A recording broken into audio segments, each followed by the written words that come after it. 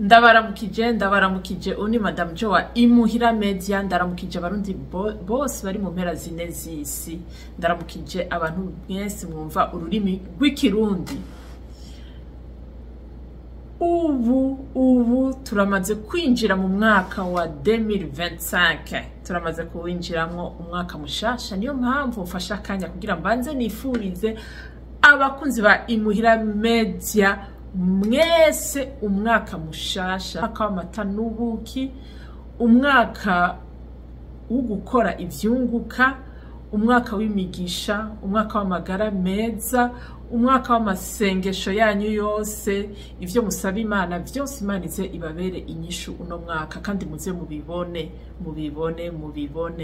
Hama na cane ndiko ndabifuriza umwaka wo guhinduka. Umwaka wo guhinduka, twese abarundi tugahinduka kuko tudahindutse amasezerano yacu ntazodushikako. Tudahindutse amasezerano yacu ntazodushikako. Ego Imana izotwishura, Imana izotugirira neza, mugabo natwe ari amakondisyon menshi idusaba guhinduka.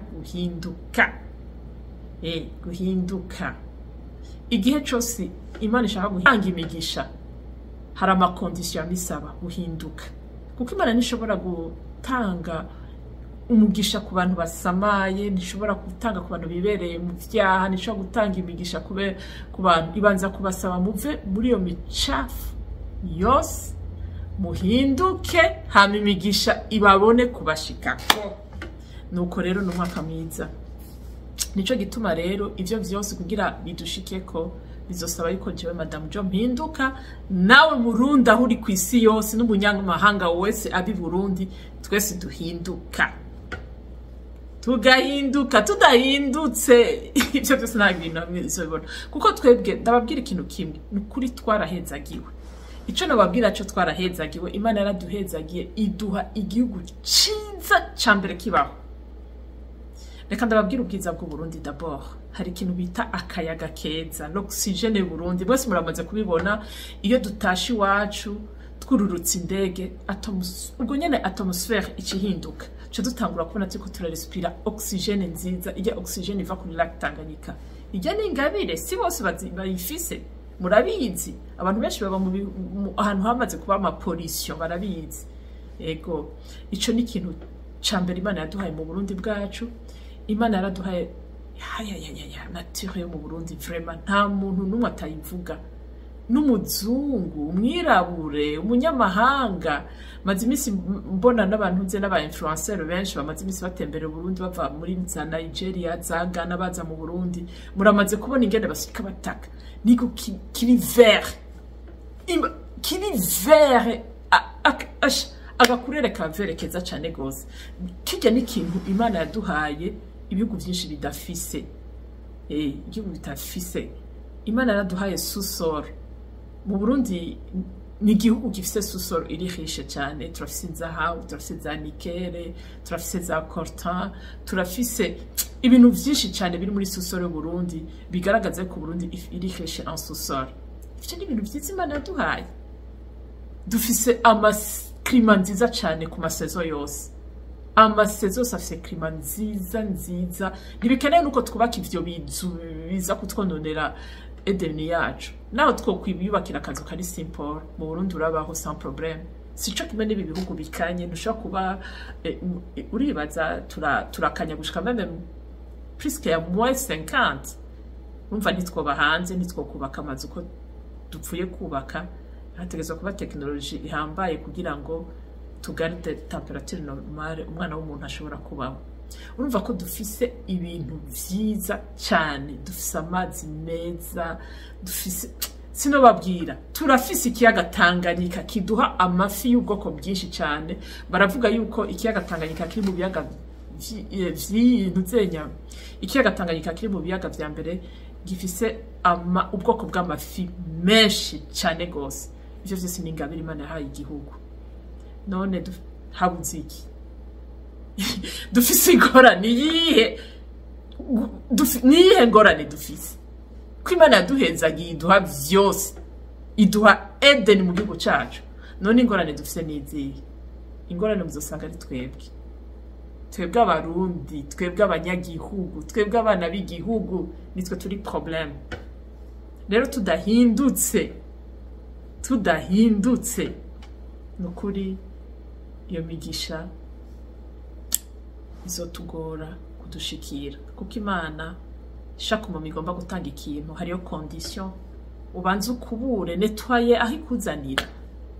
Kandi birumvikana no muhira iyo umuntu yakwemereye ati no munsi ndakuzanira agakado, ndakuzanira imfungurwa nziza, ndakuzanira ibintu vyiza, ndi sûre certain ko inzu yawe wa muntu nyene yakwemerera amakado ubanza gukubura inzu, ukayikoropa, ukayiswanya, ukayisasa neza kugira wa muntu yakwemerera amakado niyaza kukuramutsa asange uri ahantu heza, bisigura yuko ugomba kumwakirana ugweze urukundo. N'Imana ntishobora kuzoduha imigisha idusanga twibereye mu micafu, kuko Imana nikunda imicafu vraiment. Turi mu micafu abarundi, turi mu micafu y'ivyaha vraiment. Kubera ko tudashobora guhinduka, duhinduke. Yego.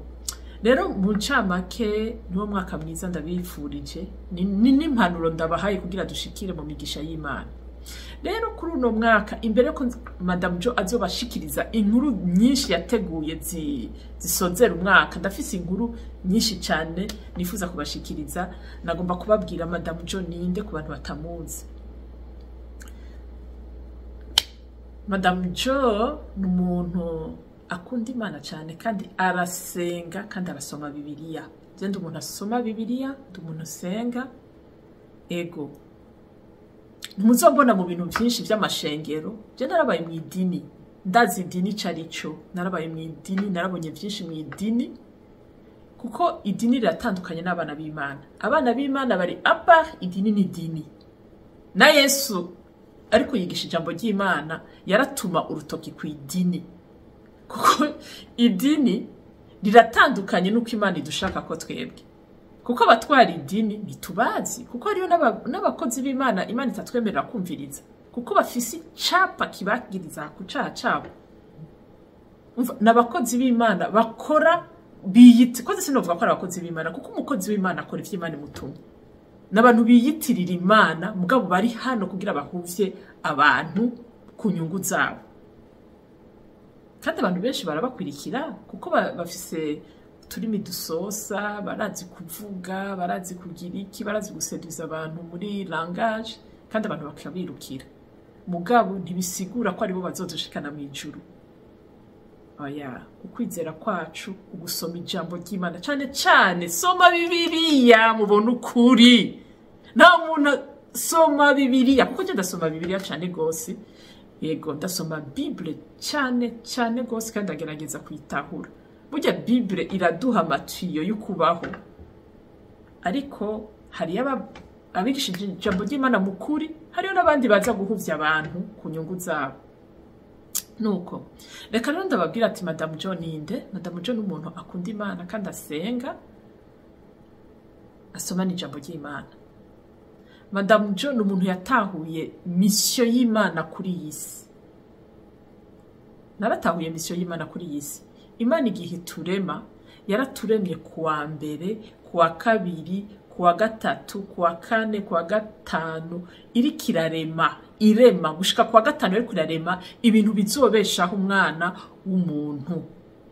Umunsi ugira gatandatu ibona kurema umwana w'umuntu, yabanje gutegura ibizomubeshaho vyose. Ku munsi ugira w'indwi Imana iraruhuka.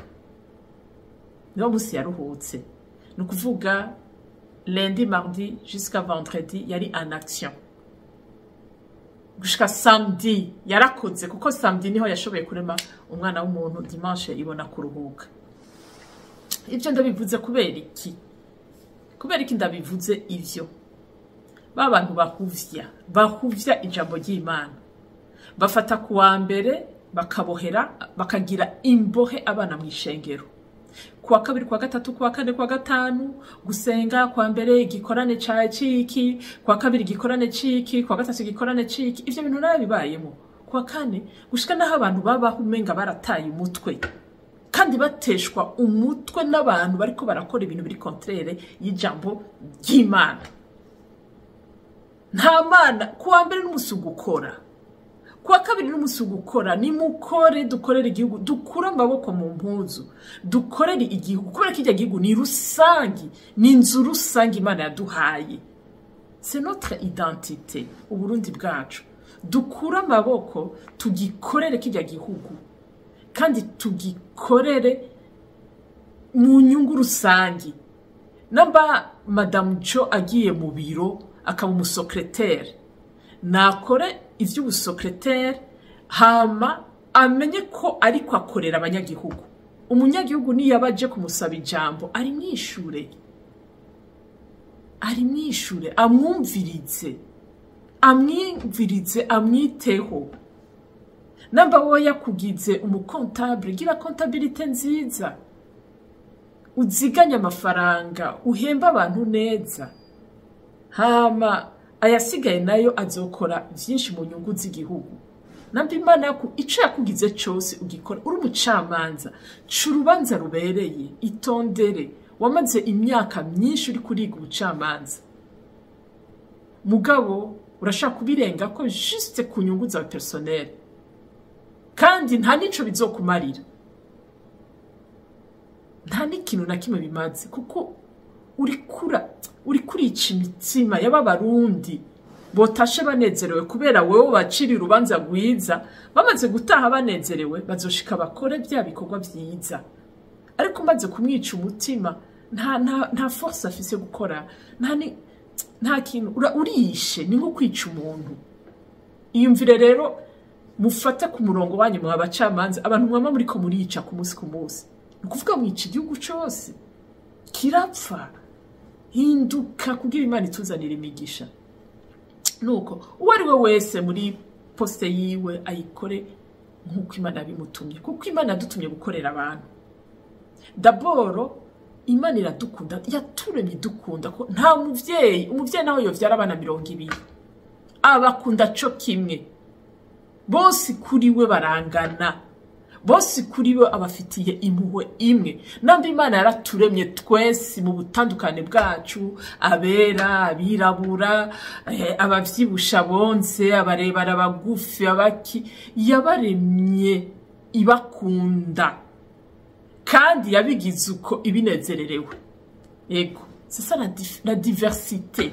La diversité ni y'Imana.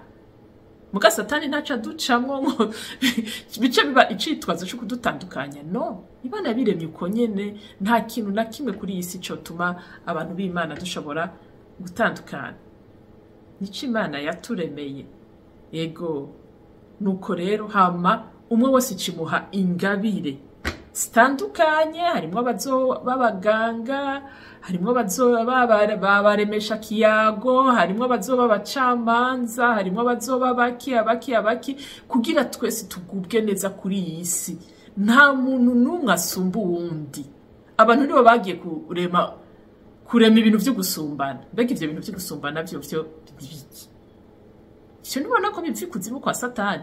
Nta muntu n'umwe uri umuboyi ungana na murangana mwese imbere y'Imana. Imbere y'igihugu mutegezwa kungana, mugabo mutandukanye ku ma fonction. Tutegezwa kubahana selon les fonctions, kugira umuntu wese agubwe neza. Ego, tube muri iyi si tunezerewe. Ego, kandi Imana yaremye amageneration. Nukuvuga urafise imyaka utazorenza, utegerezwa gusigariza abazokukomoka ko bose. Je nzokora nkore, hazogera igihe bitagikunda, mugabo ivyo nakoze bizofasha abankomoka ko bose, de génération, transmission de génération en génération. Uwo rero niwe Madame Jo. Madame Jo rero ndi hano kugira nkorere Imana. Gukorera Imana si vya bindi ngo twirirwa mwishengero kuryamayo tukimuka nayo n'igitanda. No, si bijya si gukorera Imana. Bijya ntituzi n'ivyo ari vyo, ni ibintu vyo guhuvya abantu, gutesha umutwe abantu. Gukorera Imana ni entretenir iyi si yadusizemo. Kandi je abo bantu bahuvya abantu baranyica, reka ndabatera inkuru. Abatera inkuru y'abantu bahuvya abantu. abantu bahuvye abantu please bazokubwira ngo bitandukanye n'ivyisi ngo ivyisi ngo nta kamaro bifise niko bama batubwira wowe nawe ntusubira kugira effort y'ukurima ntusubira kugira effort y'ukwentretena iyi si kuko deja bamaze kuyigukurako nta yindi effort nuco usigara niki tuja gusenga uvyuka wisengera mugabo ukibagira ko ari yandi ma devoir y'iyi si dutegerezwa gukora kubera turacayibamwo turayikeneye nayo nyene iradukeneye abo bantu rero akabivuga uko mugabo agenda kobserva la façon babayeho mode de vie yabo mana yanje usanga nibo bakonsomateri b'ivyisi ba mbere umukozi w'Imana afise telefone ya mbere imwe marke ya mbere udashaka kuvuga aho rero umukozi w'Imana atwara horisho sinovuga ko atwara shengero ry'Imana atwara horisho kuko nivyo akora bijana no gutwara horisho nyene yambara costume ya mbere nziza yambara ishati ya mbere nziza yambara ibintu biri fresh agendera mu muduga arafise n'abaseti security rero abamugirira security bose aba bodyguard bose aba bafise kiyumvira mugabo ariko arigisha ubutumwa bwiza akabwira abantu ngo nibitandukanye n'ivyisi mbega bijya wambaye uranze umuntu yabikoze wariwe yamaze 24 heures muri manufacture itugara kugira uronke ijya cravate manufacture itugara kugira uronke ijya costume wambaye manufacture mara 24 heures ikirakora shift ku yindi kugira uronke ijya telefone ubona ufise nziza manufacture imwe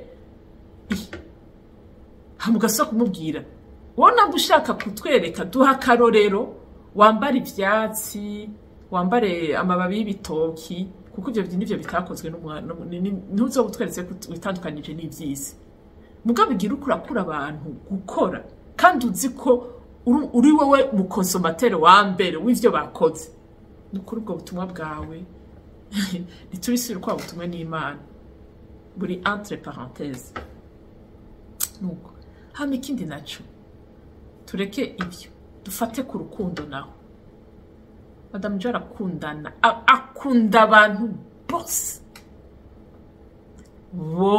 akunda abantu bose ata muntu numwe adiscriminye uwo ni Madame Jo kandi yabonye ikibazo arakivuga uko kiri ndazi ko abantu batinya ukuri je ndagerageza kukuvuga fu ibintu bitagenda neza ndabivuga ego hari abantu bavuga ati mbiyo bavuze ukuri baca bapfa none wishwe n'ukuri hari abandi bazokwicwa na malaria hari abandi bazokwicwa n'ama accident bicwe n'ingwara n'ingwano n'ibintu byinshi bitandukanye urumva umuntu wose afise iherezo ryiwe rero ni vyiza yuko tuba abantu babanyekuri tubonye ikintu kitagenda neza tukivuge tureke gutukana mbwa tukivuge mu bupfasoni ariko tukivuga ati iki kintu nikiriko kiragenda neza wa muntu wakibwiye niyashavura akakugirira nabi niyo fe yawe nico Imana yaguteguriye nico gituma tukwiye kuba muri iyi si dukeburana twongera dukorera Imana nicire Madame Jo akunda abantu b'Imana kandi adefanda umuntu wese w'Imana ataravye icari ataravye ubwoko avamwo kuko je nta macakubiri ngira umuntu azoza kurondera amacakuri muri Madame Jo ntayazopfa aronse je nkunda abantu bose muri meme point d'égalité kiretse uwo muntu adashatse gukunda Madame Jo urumva bimuva ko mugani biva kuri jewe je fise devoir et obligation yo gukunda ikiremwa muntu cyose uko kimeze mugabo coco kirafise uburenganzira bwo kuvuga ati wese ndagukunda n'ivyo uvuga byose ntavyo nkunda n'uburenganzira bwaco mugabo devoir y'Imana no gukunda umuntu wese kuko twese turabana b'Imana hama ikindi Madame Jo muzomumenya ko ndi patriote panafricaniste ndakunda l'Afrique kuko Afrique yaracinyitswe vraiment hamwe n'utobivuga yo bariko arabesha vraiment kandi Afrique yacinyitswe n'ibintu bibiri aba bon appétit kuri Afrique burya Afrique Imana yaraduhezagiye kuri kontinent yacu Afrique irimwo ibintu byinshi cyane by'ingirakamaro au niveau mondial. Mugabo bamunoho ntibavyihanganira bategezwa kutwica tugapfa tukavaho cyangwa tugahinduka abasazi cyangwa tugahinduka nkuko bagiye barakorera andi makontina. Ivyo ni histoire turabizi twese, turaba ngaha muri ibi bihugu turabibona. Bamunoho ivyo bakoreye amakontina y'isi, ababo muri Australia murazi ivyo bakoreye les aborigènes, ababo muri Amerika murazi ivyo bakoreye abasangwa butaka bo ngaha. Muri Afrika twumva ngo ntibaradushikana neza nkuko abandi iyo babashikanye, bo bifuza yuko tugenda turi bigugu bigenda biracira inkonda mwibarabara. Abo rero n'abambere bicara Afrika, abandi bica Afrika ni banyene Afrika bonyene. Turafise ibintu bituma, reka simvuge Afrika, je mvuga Burundi ko ndi Umurundi. Turafise ibintu, umunoho w'ibi bintu vy'isi bituma n'ubwenge butakara tukonona Edeni yacu. Ibi bintu muri 2025 mutavyihari. Burundi gose murabubura, muzobubura, tumere nk'ababorigene, tumere nk'abasangwa butaka bo muri Amerika. Mwese murabazi, ababo muri ibihugu vya hanze barabizi, aba diaspora barabizi, baramaze kubibona, baramaze guca ubwenge muri ibi bihugu. Rero niyo mpamvu Madame Jo yavuze ati ni mu patriote, ategezwa ku panafricaniste, n'umuntu akunda igihugu ciwe, n'umuntu akunda kontina yiwe. Ndakunda l'Afrique, yego. N'aba bo mu bandi makontina ndabakunda kuko baremwe n'Imana. Mugabo rero nabo ntipfa ko begzagera kugira babeho barinze kwica abandi bantu. No. Hari abantu bakunda ko bo babaho abandi barinze gupfa. Ivyo bintu rero Madame Jo ntavyakunda ko n'Imana ntavyikunda. Twese tutegeza kubaho muri iyi si, muri harmonie no muri diversité. Cyo kintu no kugitahura. Madame Jo n'umurimyi, n'umworozi, ndakunda kurima, ndakunda korora. Nico kintu ca mbere kuko ndabikunda cyane, kuko ndakunda kubona isi ari jardin. Ni jardin, ndabikunda vraiment. Ndakunda mbone ibintu vyose, ibinyabugingo ivy'Imana yaremye vyose bigume bifise ubuzima, kuko vyose yabishizeho ku izi impamvu. Burya nta kintu na kimwe Imana yaremye kitagira akamaro kuri iyi si. Nabijya twirirwa turonona, duturira, twonona amashamba, bijya vyose Imana yabiremye izi pourquoi nico bizokora ku mwana w'umuntu. Mugabo vyonona abandi batwebwe nyene, dogere kuvyonona twata tuza gusaba imigisha Imana. Nico gituma ndabwira 2025 mudahindutse twe nyene ngo duhinduke, ya migisha y'Imana nizodushikako. Imana yadufitiye pake y'imigisha, mugabo sa demande yuko tunetwaya ama esprit yacu tugakuramo imicafu yose. Yego, rero ni Madame Jo. Haba Madame Jo n'umuntu akunda kuryoherwa cyane, ndanezerwa, ndi umuntu anezerwa cyane gose. Hamande kandi ikindi naco ndafise esprit y'ubu artiste, mugabo sinigeze ndabudevelopa kubera iki ibihe twaciyemo muri kahise k'igihugu. Twari mu bihe bigoye cyane gose, murabizi, abarundi twese turabizi icyo twaciyemo, intambara zatumye imitima yacu idatekana. Abacibwa iyo generation yose yarahungabanye kabisa. Ego, abajene ubu bariko baravuka, bariko bavukira mu mahoro, ubu nibo bariko baridevelopa, nibo bariko baradevelopa ibintu byinshi. Mugabo twebwe generation yacu murayizi yose yahuye n'ibibazo byinshi bikomoka ku ntambara z'amacakubiri, murabizi, nizo zazanye intambara, abazidushizemo ntabo tuzi. Uko byagenze ntavyo tuzi, nka je ntavyo nzi vraiment, sinokubwira ati byavuye he, byatanguye gute. Twumva ama version menshi cyane gose ku buryo twizera yuko abahistoriye umunsi umwe bazotwandikira igitabo cyiza kibisigura neza. Yego, mugabo ico nakonkuriwe nuko ari bibi, ni bibi cyane, ni bibi. Amacakubiri ni mabi cyane gose, kwagirizanya amoko ni bibi cyane, ni intambamyi bituma n'igihugu kidashobora gutera imbere. Umwanya wose ngo ubwoko bunaka bwatugiriye nabi, ubundi bwatugiriye nabi. Ivyo ni bibi. Muri 2025 tuvyirukane, tubibone ko ari daimoni umuntu wese atanga ico ashoboye. Yego nukuri na jewe rero ndi mu bantu vraiment ico kintu numva afise energie kugwanya ibintu vyose bidutandukanya. Amacakubiri yo tugira ubuntu biriko bisa n'ibiriko birahera buke buke, naho mu mitima y'abantu benshi bitarahera, ariko urabona ko biriko birafata inzira yo guhera. Amadini ni bibi cyane, intara ni bibi cyane, imigambwe urazi gutandukanya n'imigambwe, ngo uri mu mugambwe wa naka, ngo uri umugambwe wa naka wa naka, ugasanga murahindutse abansi kandi bidakenewe. Twe turi umwe, turi abana b'u Burundi, turabarundi. Ivyo ego ni sabon, ni passion y'abantu, ni vyiza ko bibaho, mugabo ntibitandukanya abantu.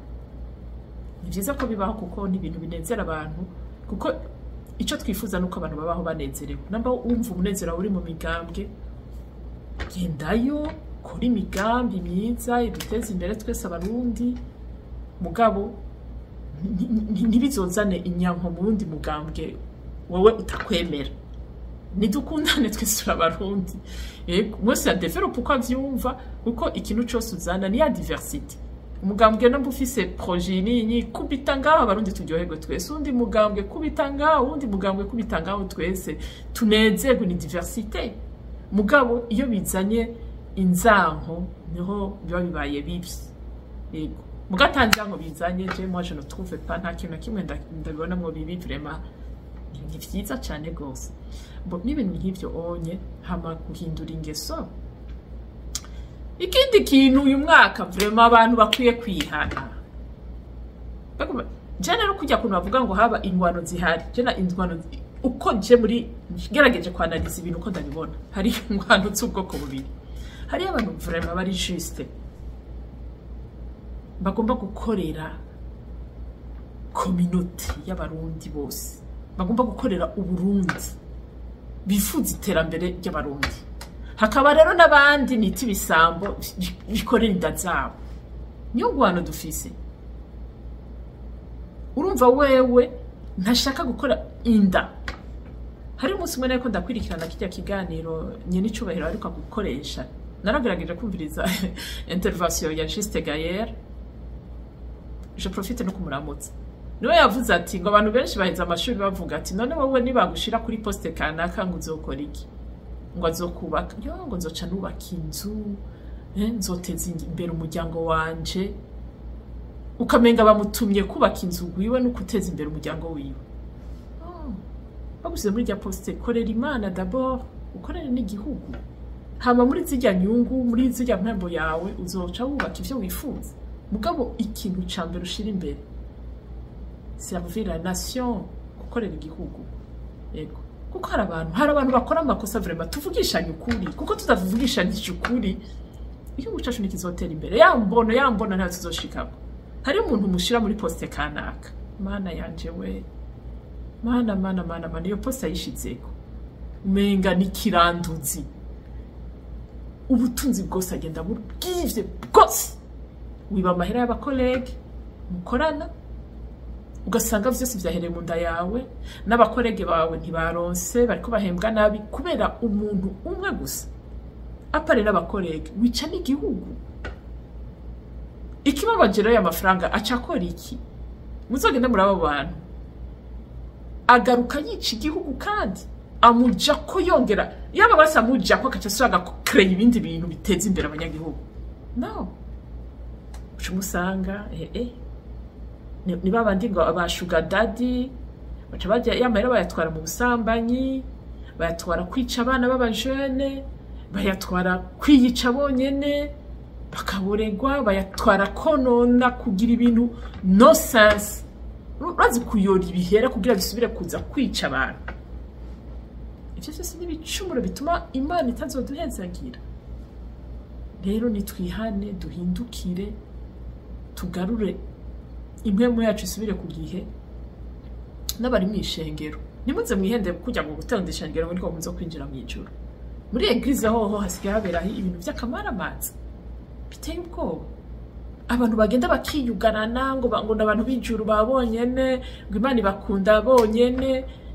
ibintu tutagira n'amapreuve ntitubizi, bakazokwanka abandi bantu, bakazokwanka ngo bari mu ijuru. Mugabo bagenda kwinjira mu ishengero ati ngira nje kuraba rero babantu bagira babyo mu ijuru, ugasanga niho hambere hari urwanko rukaze, niho hambere hari amashari, niho hambere hari ibicumuro vyose. Mugabo juste kubona bari mu ishengero bakaja bavuga ngo bari mu ijuru, ngo baratsinze urugamba. L'église, fais attention, ni muce bugufi mugende pole pole, genda buke buke. Bakirisu abandi muvuga ngo mbembe rabo kwa Yesu, pole pole, kuko muzosanga n'uwo Yesu muvuga atariwe, kuko Yesu siyo mission yari afise ku bantu. Yesu yari umunyempuhwe, yari umuntu yari afise impuhwe mu bantu. Ni umuntu wa mbere ariko araburanira abantu bari barenganijwe.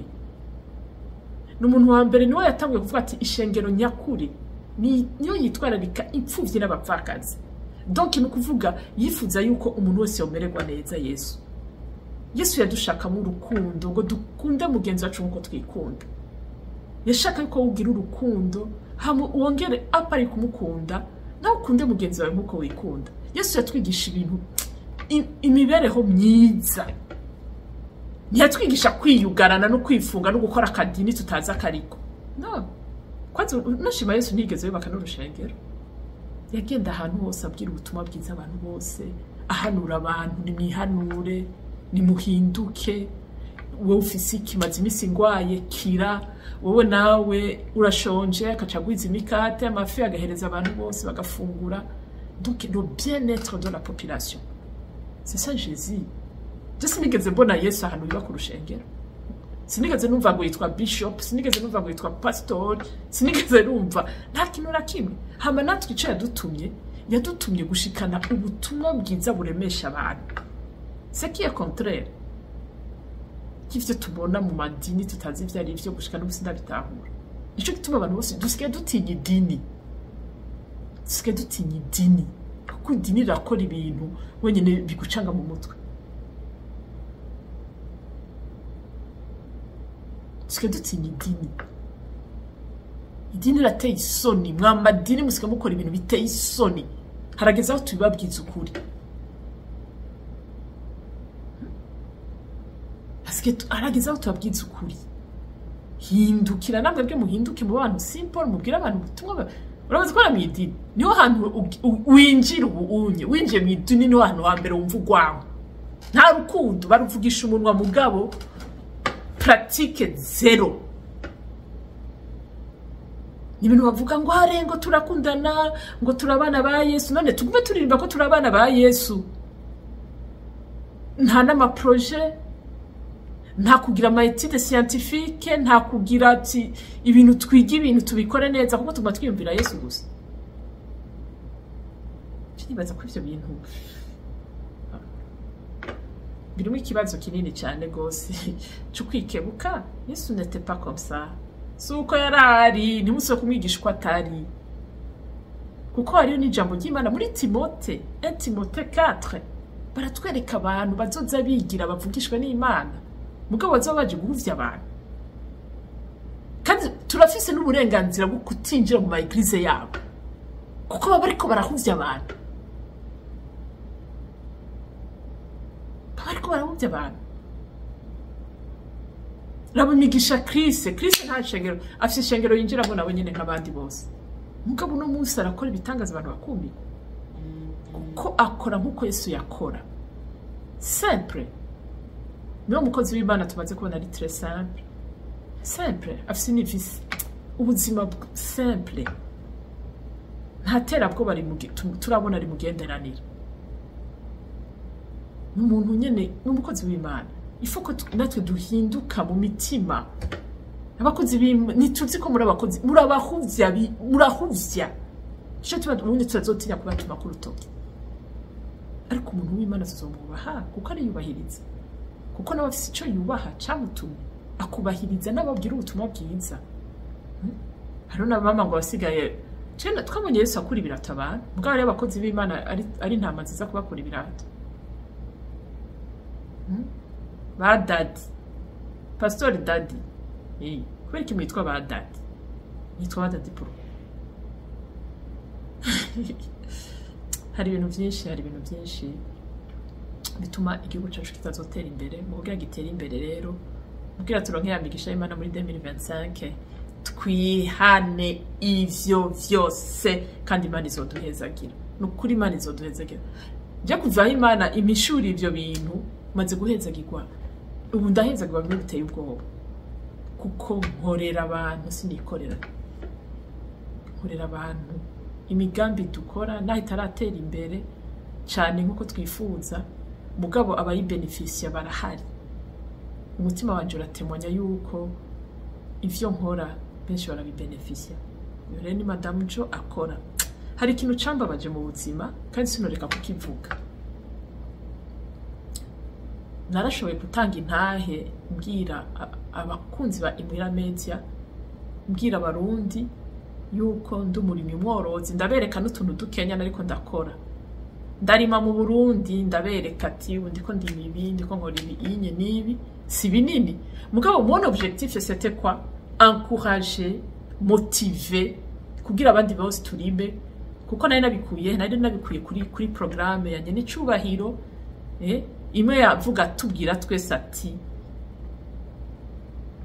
akanwa kose karonka ivyo gafungura, imifuko yose yuzure amafaranga, turonka amajana de poche. Iyo programme yivuze gutya nico kintu cyambere canezereye mu buzima. Ndavuga ati Mana mu ngabire wampaye, reka nanje nkoresha ama strategie, nkoresha ama technique kugira ngo abo twegeranye turabe ibintu dushobora gukora bituma twese dufungura. Niho rero naciye mvuga ati reka ntangure kwintroduza utuntu duto hariya aho mvuka muri commune Musongati intara ya Rutana, canangura du projet nyene dutonya tungana na Madame Jo, kandi hari ababibeneficia nk'ababikozi babikora bose barabibeneficia ko barabagaburira imiryango, ariko ndatunezerererwa kandi ndabona ko turi benefique. Naribonye ko biri benefique abariko barabikorera ubu bonye nibogira amatemwanyaje. Abariko barakora utwo du projet dutonya barashobora gutemwanya. Ndabigize uko hari abantu bake bazana amajambo yicavutu ngo kamana ngo ariko arakorera ngo mucezo wa ndani ngo numwana w'umugambwe. Ana yanje mbega leta mvyereta mpozi yatumye abanyamigambwe ko aribo bakora bonyene, ngo numwana w'umugambwe, ngo numwana wa CNDD FDD. Eske ni CNDD FDD yonyene ikora cyangwa n'umurundi wese yumva ko ashaka gukorera ikintu? Nguyo onye byaravuzwe biravugwa. Nama nifuza kuzobivuga umunsi umwe nkabivuga publique. Why? None nyene icubahiro yahamagaye umugambwe gukora wenyene, indi migambwe yose reke gukora.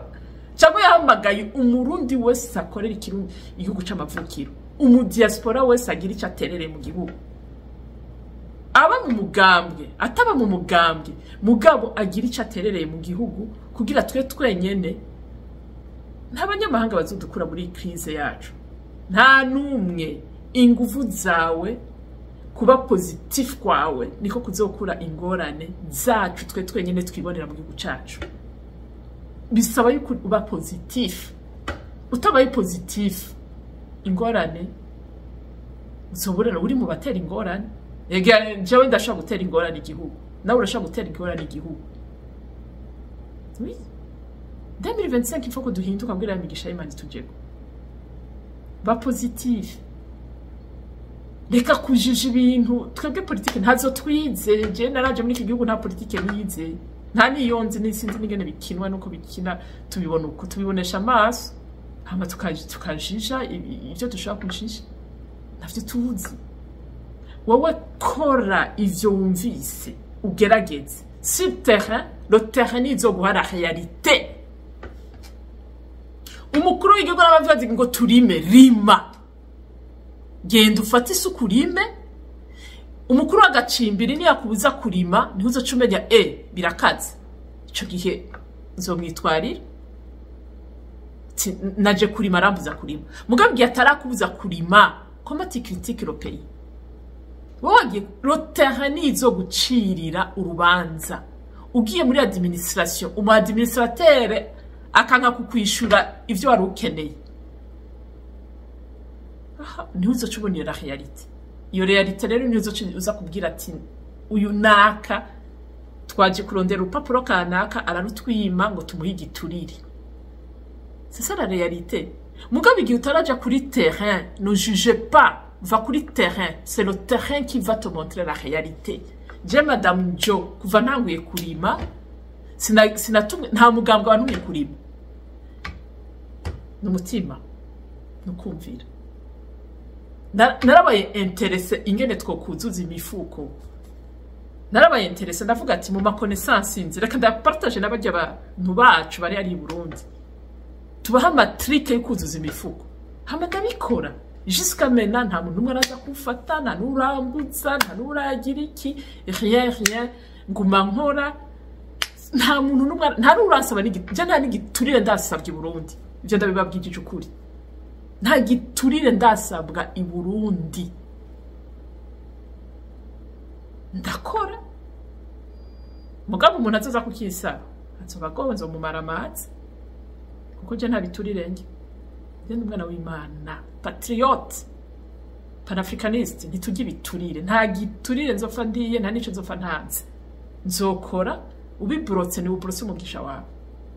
Mugabo gushika uno munsi ivyo maze gukora byose nta urambroka nta n'igiturire ndatanga. Kandi nuzokinsaba ntaco nzomuha. Je ntaco nuko bimeze. Rero kimwe gusa tuvuga Madame John n'umukozi w'Imana ku bantu batamuzi, ku bantu bamwihendako. Ivyo nkora bikora biva mu ijuru. Nkunda abantu bose kuko Imana yaremye abantu bose mu buringanire.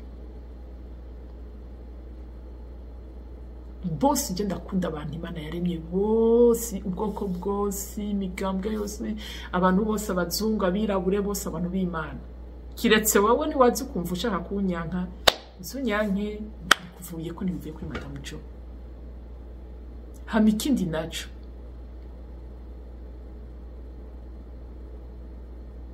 Ikindi naco. Imana yarampaye esprit de discernement. Ndadiscerna iciza n'ikibi. Wowe umbwiye ibi ya esprit de discernement icikora. Ibintu wovuze sivyo.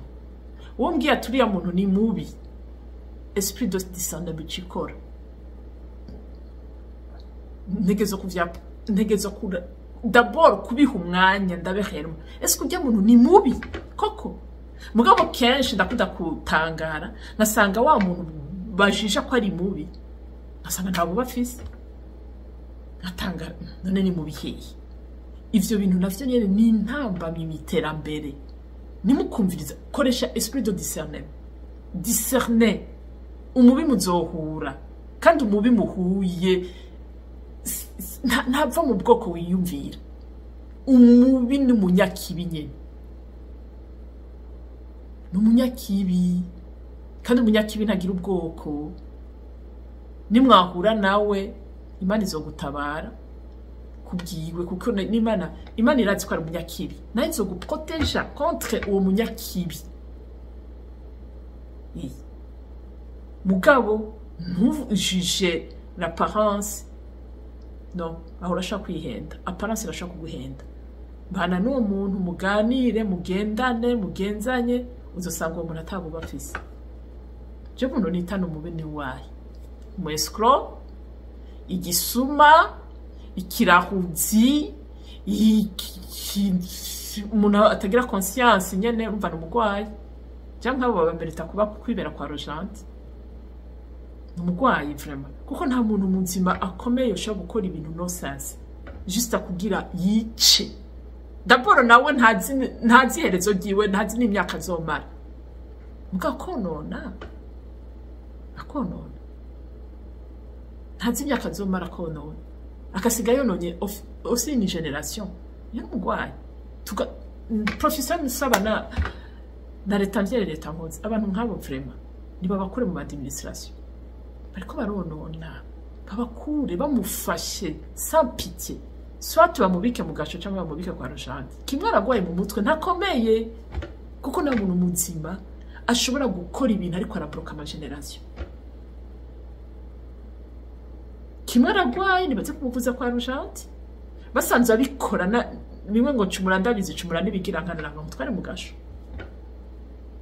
mugabo areke abakozi twikorere hariko abakozi bakore abantu bari bose kwagira pitié na gatonya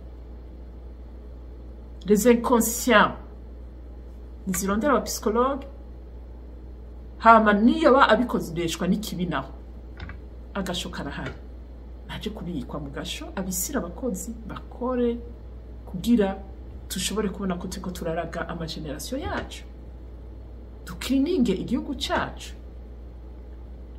muvyo rero niyo sengesho ya Madame Jo muri 2025 ibisigaye navyo ibyo tudashoboye tubihereza Imana mugabo ico Imana iradukunda niduhinduke tugahinduka ivyo vyose turiko dusaba Imana ibitoro tuzobironka igihe umurundi wese ahindutse twese tukabona inyungu imwe mu gihugu cacu tuzobironka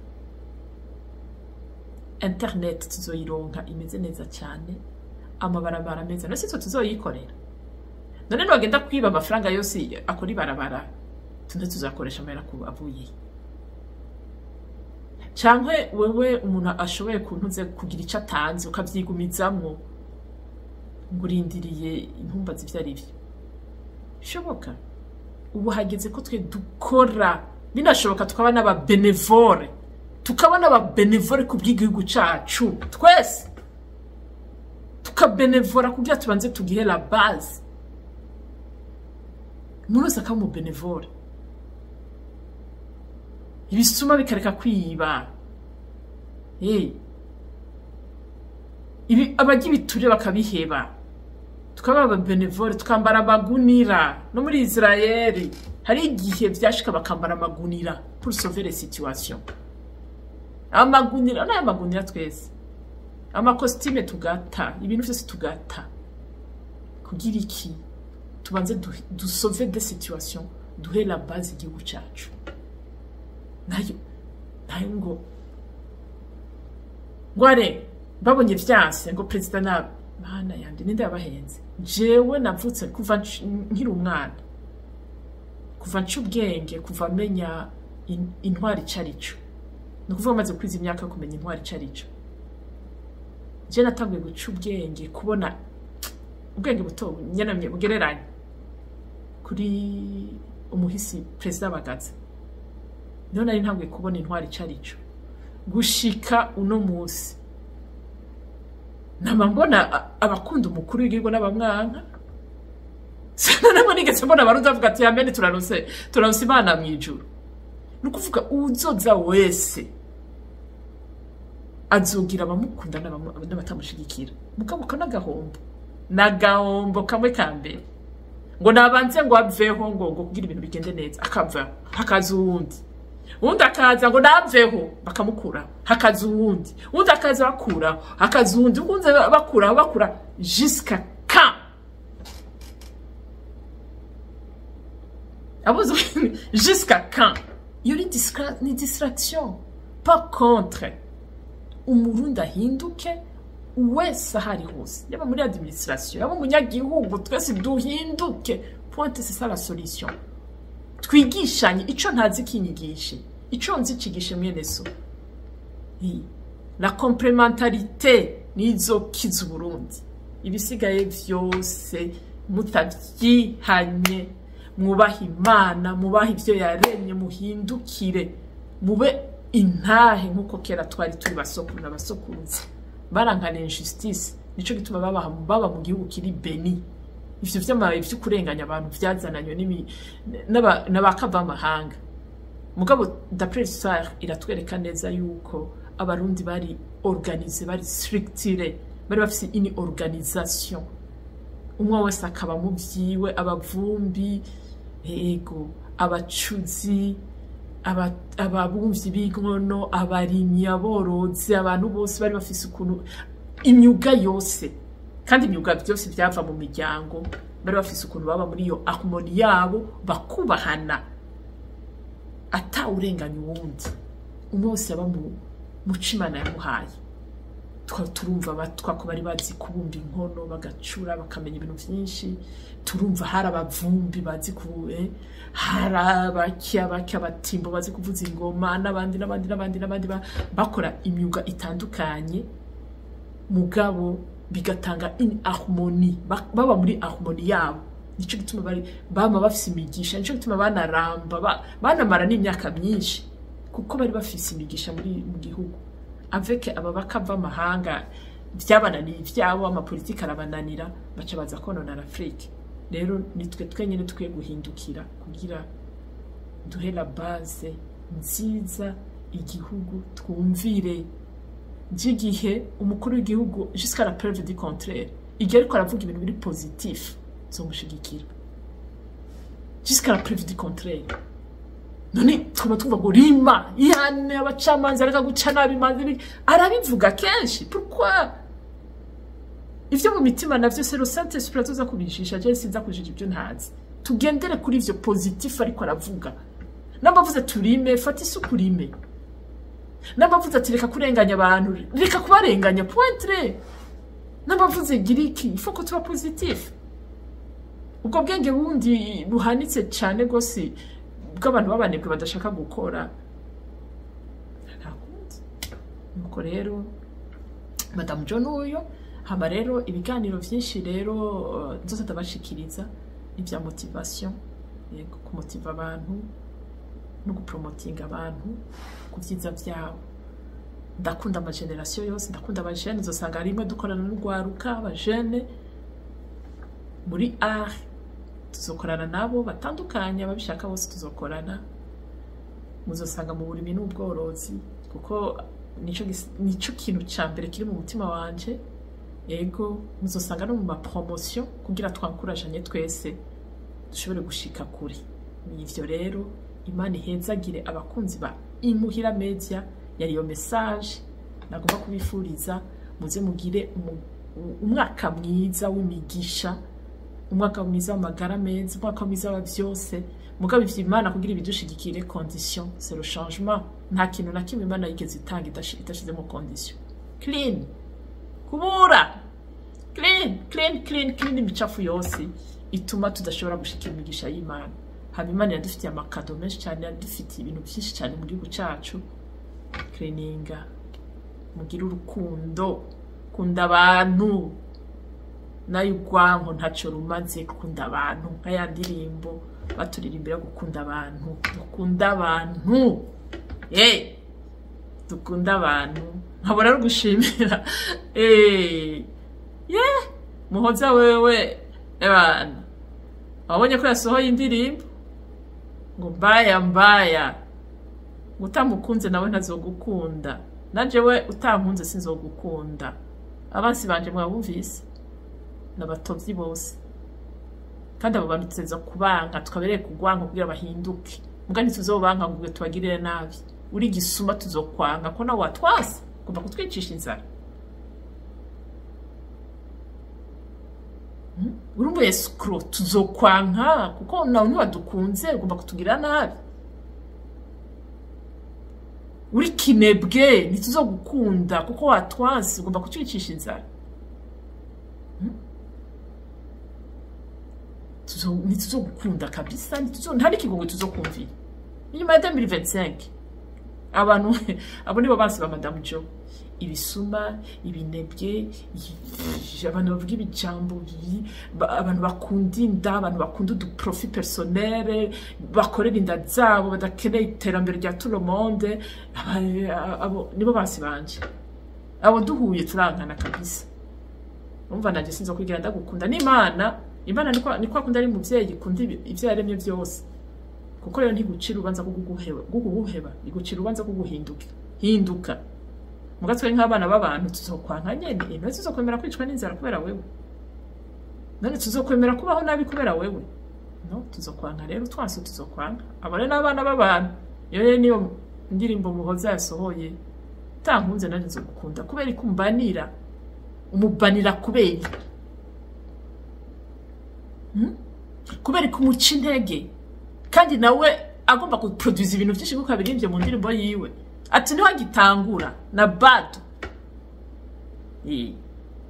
abantu rero muza muratwanka mwonone ivyiza Imana yaremye ikazi kandi tuzobanka natwe ama tuje tubasabira agasho batubikira hariya mu gasho kabisa batubisire hama twikorere dukora job cleaning imicafu mu gihugu cyacu hama kice kihinduka Eden ya vrai hamwe abaturiste bahifuza abantu bose bahifuza mugabo abo bansi bacu mana dusabye umukuru w'igihugu abadushira mu kaga kuko ntibadukunda ifo kubabika nta kigogo tubasabira kuko nabo nyene ntibadukunda no nta rukundo badufise kuko badukunda twabwiye ati nyene ico bari bagira ikigongwe mugabo abantu bagira bose cleaning bababike mu gashama babisire ababishoboye babikore kandi tuzobishikako Imana ihezagire Uburundi bwacu ihezagire abarongozi ihezagire abana b'Imana abana b'igihugu aho muri hose ku isi muhezagirwe imbere ni heza kubw'igihugu cyacu